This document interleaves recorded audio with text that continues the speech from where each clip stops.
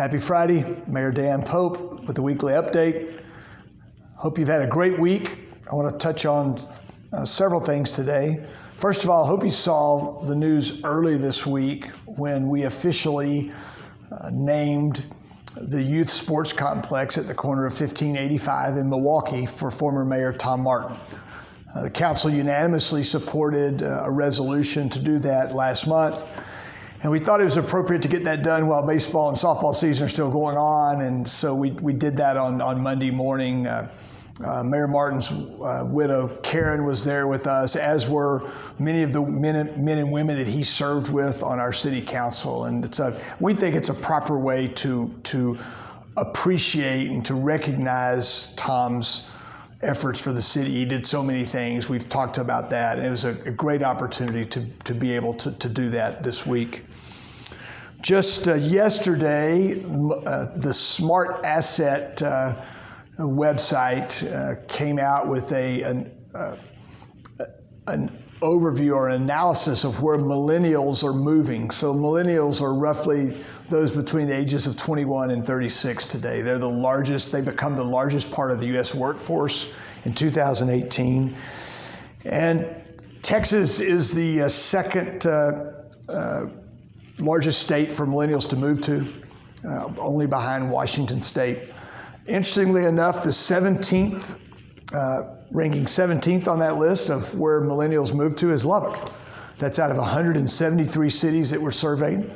That makes us the fourth largest in Texas. Remember, it's not by a percentage of population, so it's not like with a smaller population that we might go up the list. It's actually a net number. And it's not a surprise to us. It's some of the data we've seen and we've talked about. We think that it goes in line with what USA Today said earlier this year, where they said that Lubbock was one of the top 10 cities in the country for a 2019 college grad to find a job. And they based that upon availability of jobs, quality of life, cost of living, and some of those type factors. So more good news. I think we're going to link that article to our website, so you'll be able to look at that for yourself. Finally, just a little update for our meeting next week on the 13th.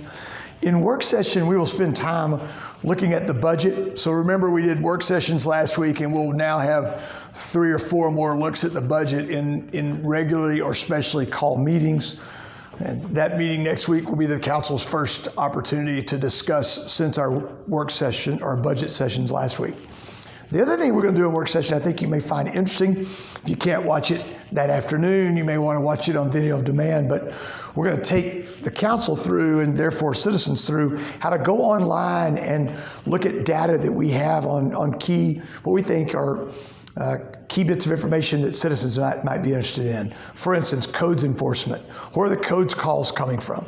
What are the calls? What type of calls are we receiving? How long is it taking us to respond to those? That information's on our website. A number of bits of information around zoning. So our zoning maps are online. So if you have any questions about zoning, that's right there. What's going on at Planning and Zoning Board of Adjustment? Those citizens commissions meet every month. They take action.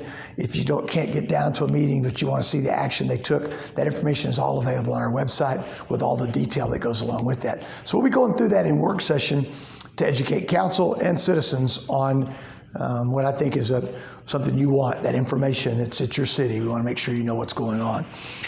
Finally, among other things, during our regular meeting, we'll be asked to consider taking the sort of the temporary status off of our scooter ordinance.